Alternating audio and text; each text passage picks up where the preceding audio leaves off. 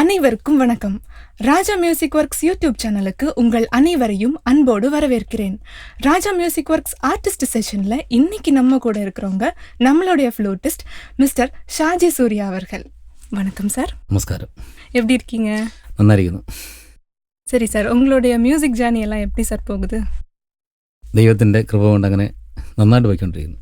Okay sir, உங்களுக்கு flute வாசிக்கிற ஆர்வம் எப்போ வந்துச்சு, எப்படி வந்துச்சு? ആക്ച്വലി ഞാനൊരു ഫ്ലൂട്ടിസ്റ്റ് അല്ല, ഇന്നും ഒരു ഫ്ലൂട്ടിസ്റ്റ് ഇല്ല. പക്ഷെ എല്ലാവരും കൂടെ എന്നെ ഫ്ലൂട്ടിസ്റ്റ് ആക്കിയതാണ് സത്യം. അതിൻ്റെ ഒരു പറയുകയാണെങ്കിൽ ഒരു എന്താ പറയുക, ഒരു ചരിത്രമുണ്ട്, ഹിസ്റ്ററി ഉണ്ട്.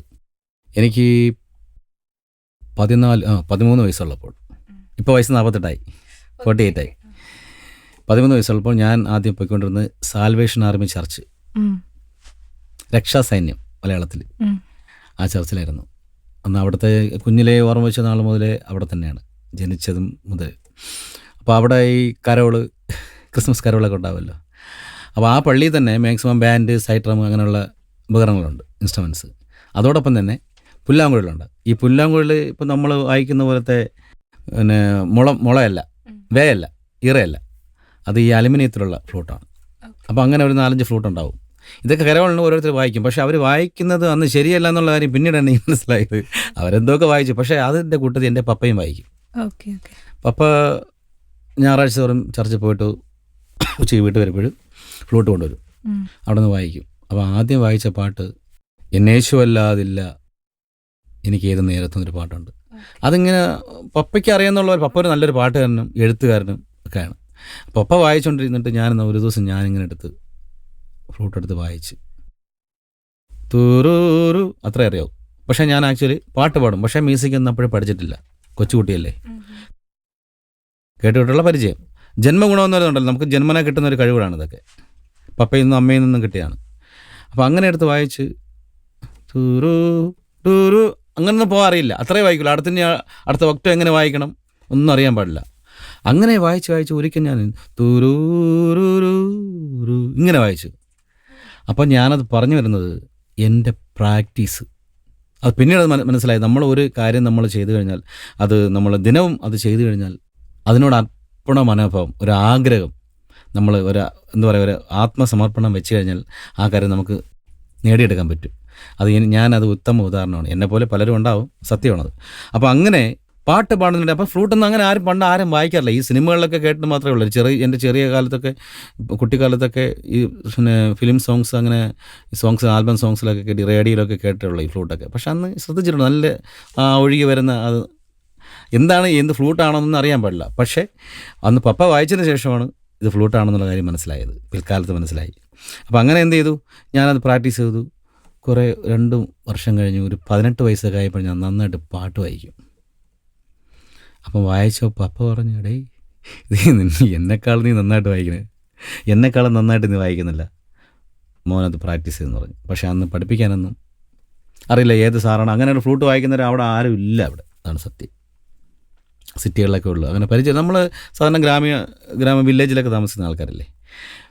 പക്ഷേ അവിടെ ഞാൻ +2 ആയി. ആ പപ്പയുടെ എന്താ പറയുക, ആ പ്രോത്സാഹനമാണ്, പിന്നെ ദൈവത്തിൻ്റെ കൃപയും, പിന്നെ അത് മെയിൻ. ഇത് രണ്ടും ഉണ്ടെങ്കിൽ തന്നെയും എൻ്റെ പ്രാക്ടീസാണ് ഞാൻ ഇന്ന് ഇവിടം വരെ എത്താൻ കാര്യം. ഇന്ന് ആ ഫ്ലൂട്ട് കൊണ്ട് ഞാൻ എൻ്റെ അന്നം കഴിക്കുന്നു, അതാണ് സത്യം. പപ്പയാണ് എൻ്റെ, പപ്പയിൽ നിന്നും കിട്ടിയതാണ്. ഓക്കെ സാർ, ഫ്ലൂട്ട് ഇൻസ്ട്രുമെന്റ് പറ്റി சொல்லுங்க സാർ. ഫ്ലൂട്ട് ഇൻസ്ട്രുമെൻറ്റിനെ പറ്റി അത് പറയാനുള്ള വിത്തകനല്ല ഞാൻ. കാരണം അത് ഉണ്ടാക്കുന്ന ചില ആൾക്കാരുണ്ട്. അതിപ്പോഴാണ് മനസ്സിലായത് ആ ഫ്ലൂട്ട് മേക്കർ ആരൊക്കെയാണ്, ഇവിടെയാണ് കൊള്ളാമെന്ന്. പക്ഷേ ഇപ്പം നമ്മളെ കേരളത്തിൽ ഇഷ്ടം പോലെ, നമ്മുടെ ഫ്രണ്ട്സൊക്കെ ഇഷ്ടം പോലെ ഉണ്ട്. ഇപ്പോൾ എനിക്ക് പരിചയമുള്ളൊരു പയ്യനുണ്ട്, വരുൺ കുമാർ എന്ന് പറഞ്ഞിട്ട്. അവൻ ഫ്ലൂട്ടിസ്റ്റാണ്, നല്ല ആർട്ടിസ്റ്റാണ്. അവനിൽ നിന്നാണ് ഞാൻ ഫ്ലൂട്ട് മേക്ക് ചെയ്ത് വാങ്ങിയത്. അപ്പോൾ ഈ ഫ്ലൂട്ട് മേക്ക് ചെയ്യുന്ന കാര്യം എന്ന് പറഞ്ഞാൽ, ഫ്ലൂട്ടിന് ഒരു അളവുണ്ട്. ഈ സുഷിരങ്ങൾ തമ്മിൽ, അതായത് 1 2 3 4 6 സുഷിരം, അതോടൊപ്പം തന്നെ ഒരു ഹോളിവിടെ ഈ നമ്മുടെ ഈ ചെറുക്കുട്ടി വിരൽ തട്ട് ചെയ്ത് വായിക്കുന്നുണ്ട്. അത് ഹിന്ദുസ്ഥാനി എന്ന് പറയും. ഓക്കെ.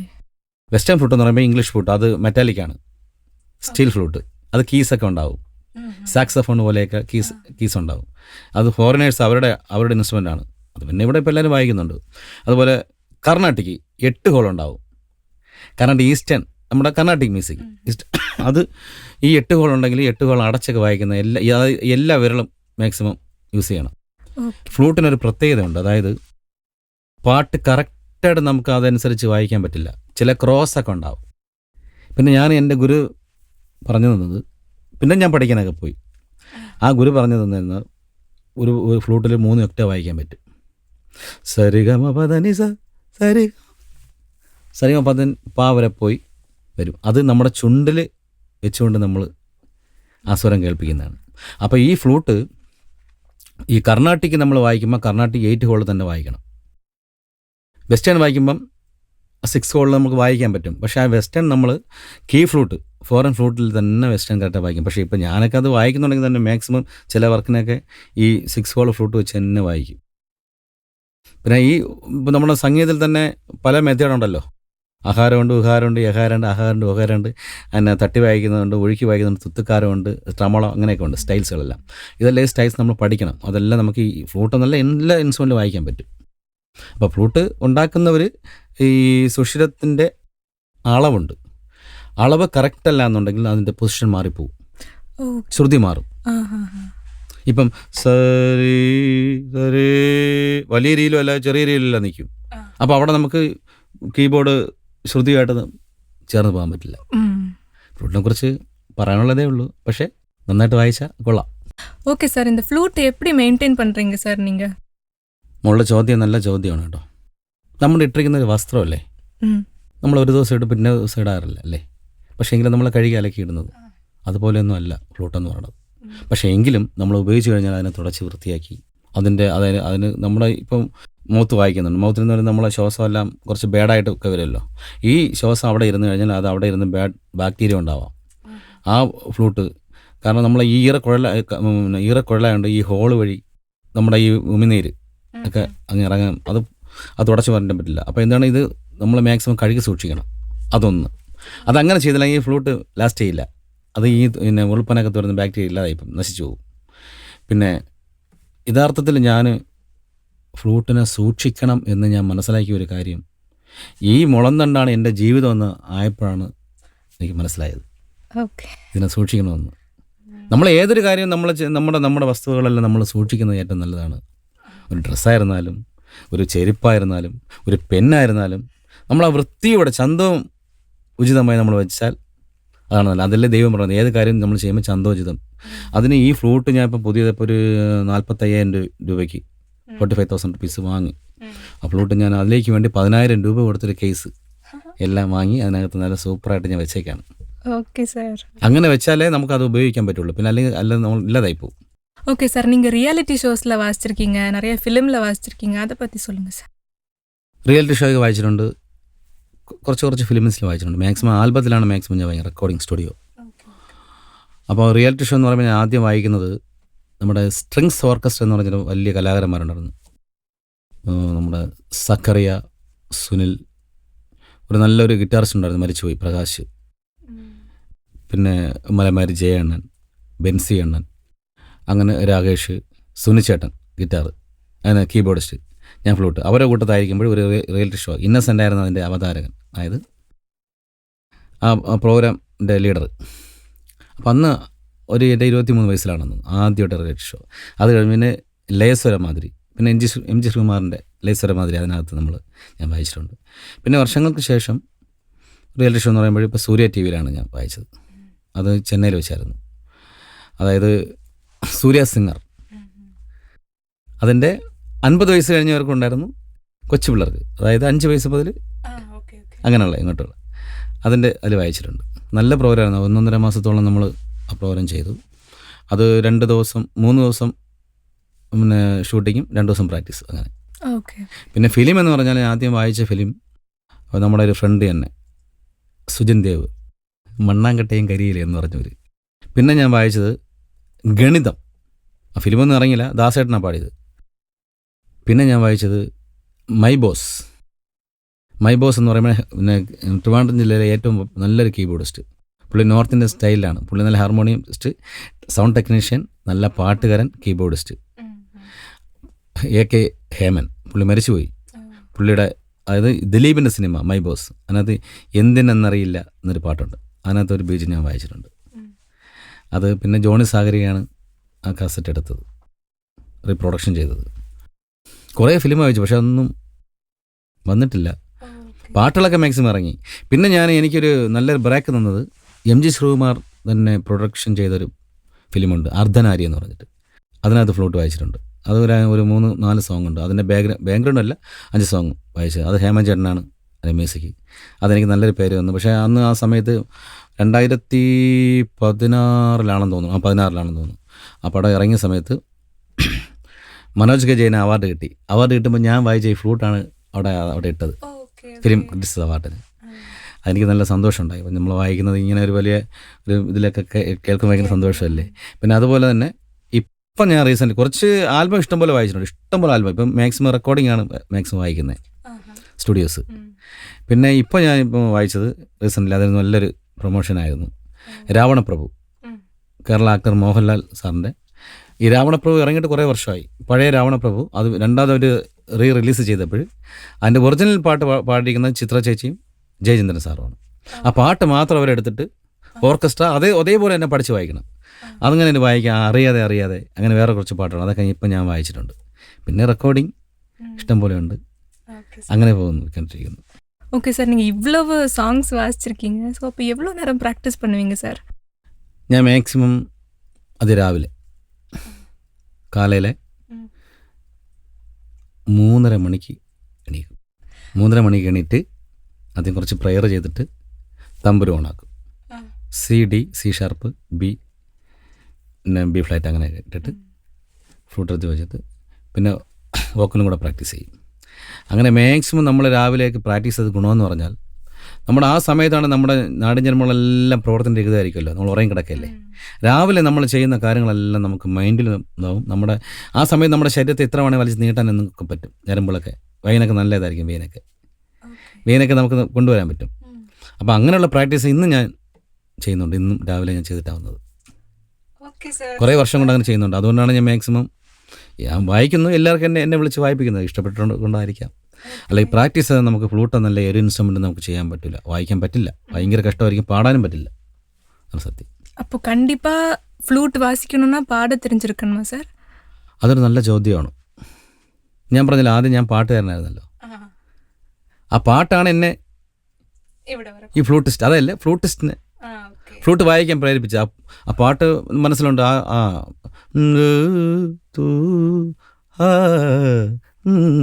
ഇത് പാടുന്നതോടൊപ്പം തന്നെ ഫ്ലൂട്ട് വായിച്ചു നോക്കും. അപ്പോൾ അങ്ങനെയെന്ന് പറഞ്ഞാൽ പാടുന്ന ഒരാൾക്ക് നന്നായിട്ട് ഇൻസ്ട്രുമെൻ്റ് ഏത് ഇൻസ്ട്രുമെൻ്റ് വായിക്കാൻ പറ്റും, മനസ്സിലുണ്ട്. പക്ഷെ മ്യൂസിക് ഉണ്ടെങ്കിലും ചിലർ വായിക്കുന്നുണ്ട്, ചിലർ പാടില്ല. പക്ഷെ അങ്ങനെ വന്നാൽ അവർക്ക് അത് ഫീൽ ചെയ്ത് വായിക്കാൻ പറ്റില്ല. പാട്ട് മനസ്സിൽ വേണം. പിന്നെ അതിൻ്റെ അപ്പുറം പാട്ട് നന്നായിട്ട് പാടാൻ പറ്റിയെങ്കിൽ, നല്ല സിംഗിങ് ചെയ്താൽ നന്നായിട്ട് ഇൻസ്ട്രുമെൻ്റ് വായിക്കാൻ പറ്റും. പക്ഷെ അതിനൊരു ഉത്തമ ഉദാഹരണമാണ് ഞാൻ. പാട്ടും പാടും, ഫ്ലൂട്ടും വായിക്കും. Thank you.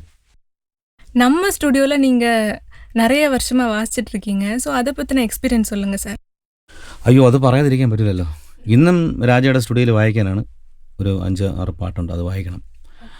2008 തോന്നുന്നു ഞാൻ രാജയുടെ സ്റ്റുഡിയോയിൽ വായിക്കാൻ വരുന്നത് ആദ്യമായിട്ട്. എനിക്ക് അന്ന് രാജ ഇഷ്ടപ്പെട്ടത്, രാജ നല്ലൊരു മ്യൂസിഷ്യൻ. പിന്നെ ഞാൻ എന്ത് വായിച്ചാലും രാജയ്ക്ക് ഇഷ്ടമാണ്.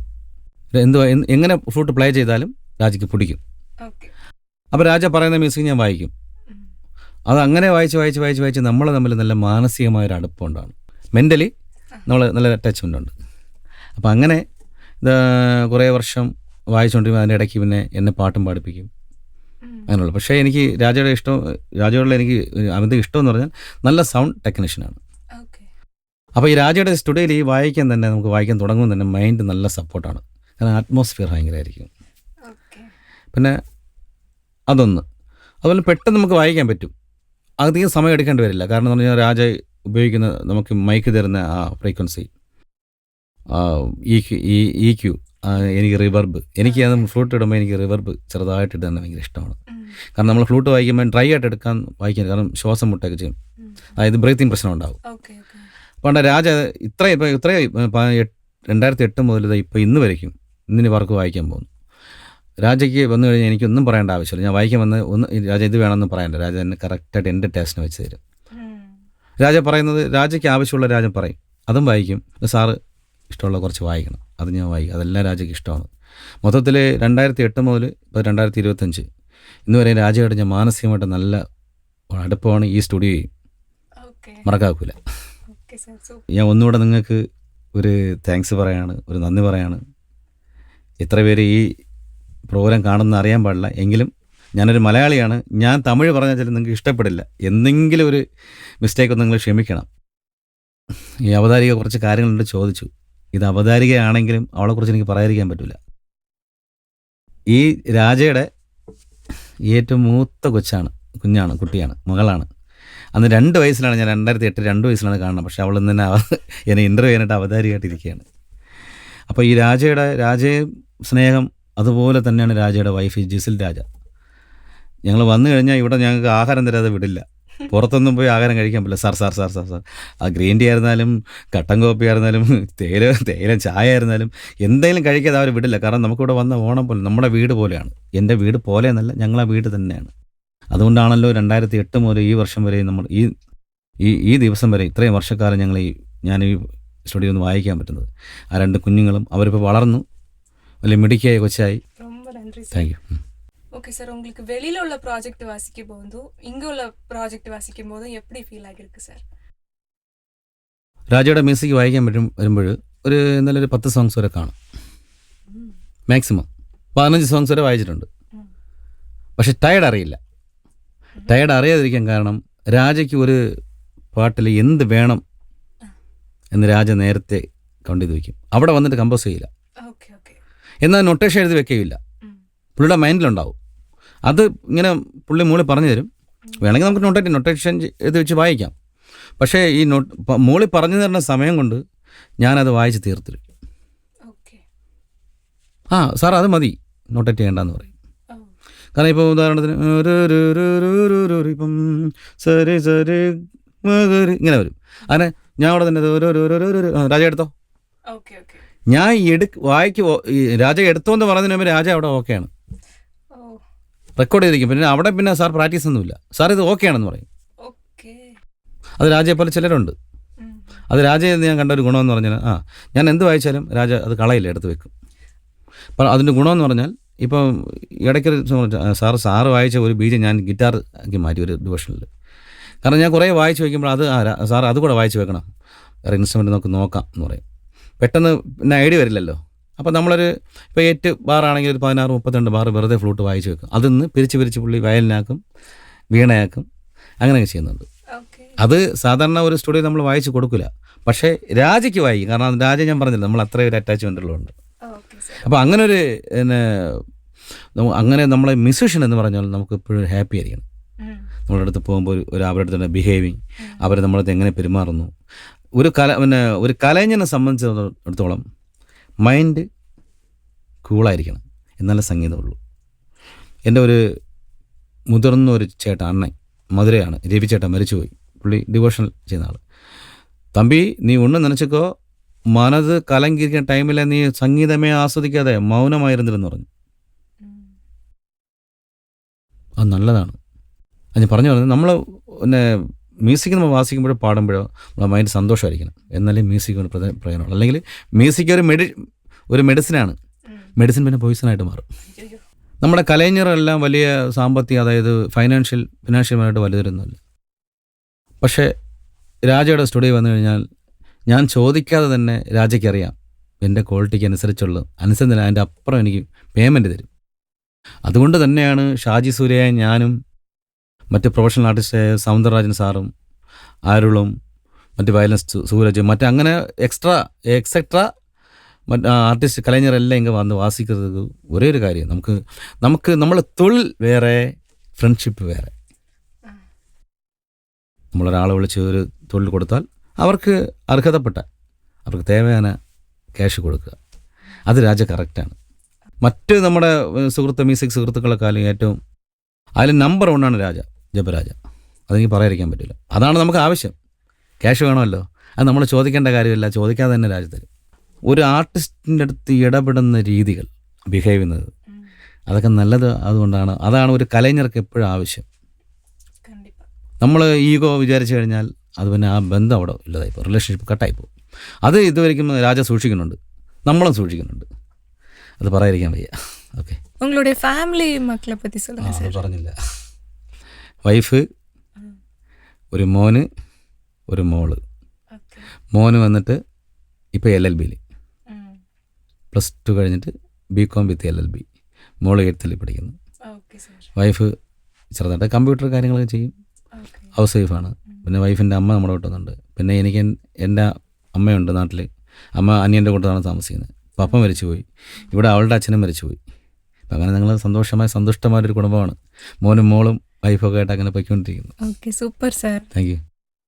ഉங்களுடைய பிள்ளைங்களுக்கு மியூசிக்கில் இன்ட்ரெஸ்ட் இருக்கா? ഉണ്ട്. അവൻ നന്നായിട്ട് പാടും, ഭയങ്കര സെൻസാണ്. ഞാൻ എന്തെങ്കിലും വായിക്കുന്നതോ പാടുന്നതോ എന്തെങ്കിലും അച്ഛാ അവിടെ ശരിയായില്ല എന്ന് പറയാം, ഞാൻ എന്നിട്ട് നോക്കും പറഞ്ഞ് ശരിയാണോ എന്ന്. കറക്റ്റായിരിക്കും. അവൻ നല്ല പാട്ട് പാടും. മ്യൂസിക് കുറച്ച് പഠിച്ചുകൊണ്ടിരിക്കുന്നു. മോള് ഭരതനാട്യം പഠിക്കുന്നു. ഇപ്പം മോഹിനിയാട്ടം പഠിച്ചുകൊണ്ടിരിക്കുന്നു. 2-3 വർഷമായി. பாட்டும் பாடவள நന്നായിട്ട്. ஓகே சார், நீங்கள் நிறைய ஹாப்பி மூமெண்ட்ஸை பற்றி ஷேர் பண்ணீங்க, ஓல்டு மெமரிஸ் சொன்னீங்க. எல்லாமே ரொம்ப ஹாப்பியாக ஃபீல் ஆகுது சார். நம்ம சேனலோட நேயர்களுக்கு உங்களுடைய கருத்துக்கள் கொஞ்சம் சொல்லுங்கள் சார். രാജ മ്യൂസിക് വർക്ക്സ് എന്ന യൂട്യൂബ് ചാനൽ, അതിലാണ് ഞങ്ങൾ ഈ പ്രോഗ്രാം ചെയ്യുന്നത്. അത് നമ്മുടെ ചാനലാണ്. അതിലുപരി നിങ്ങളുടെ ചാനലായി നിങ്ങൾ ഏറ്റെടുക്കുക. ഈ യൂട്യൂബ് ചാനൽ നിങ്ങൾ പലർക്കും ഷെയർ ചെയ്യുക. ഇതിലെ പ്രോഗ്രാംസ്, ഇതിൽ ഞങ്ങൾ വായിച്ച ഫ്ലൂട്ട് BGM മറ്റ് പാട്ടുകളുണ്ട്. ഇത് ഒന്നും ഒരു കവറായിട്ട് ചെയ്തതല്ല. പുതിയ സോങ്സുകൾ പിന്നെ ലിറിക് എഴുതി കമ്പോസ് ചെയ്ത് ആരുടെയും പാട്ടുകൾ നമ്മൾ എടുത്ത് ചെയ്യുന്നില്ല.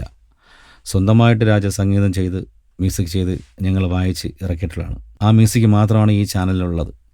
കൂടാതെ ഇതിനകത്ത് നിങ്ങൾക്ക് മാക്സിമം യോഗ ചെയ്യാനായിട്ട് മ്യൂസിക് ഫ്ലൂട്ടിൽ ഇങ്ങനെ വായിച്ചിട്ടുണ്ട്. മാക്സിമം നിങ്ങളത് ഷെയർ ചെയ്ത് അത് കേൾക്കുക. നിങ്ങളുടെ ലൈഫിൽ അത് മാക്സിമം അത് പ്രയോജനപ്പെടുത്തുക. ചാനലിനെ നിങ്ങൾ സബ്സ്ക്രൈബ് ചെയ്ത് എല്ലാവർക്കും നിങ്ങൾക്ക് ഷെയർ ചെയ്ത് കൊടുക്കുക. എല്ലാവരും കാണുക, ഞങ്ങളെ ഈ സപ്പോർട്ട് ചെയ്യുക. എല്ലാവരുടെ ബ്ലെസ്സിങ്ങും അനുഗ്രഹവും ഞങ്ങൾക്ക് ആവശ്യമാണ്. ஓகே சார், உங்களுடைய பொன்னான நேரத்தை நீங்கள் எங்களுக்காக ஸ்பெண்ட் பண்ணதுக்கு ரொம்ப நன்றி சார். இன்னும் நீங்கள் எங்கள் கூட ட்ராவல் பண்ணி வரணும் சார். அது வாழ்த்துக்கள் சார். அஃப்கோர்ஸ். நம்மளுடைய சேனலை சப்போர்ட் பண்ணுற நேயர்கள் அனைவருக்கும் மனமார்ந்த நன்றிகள்.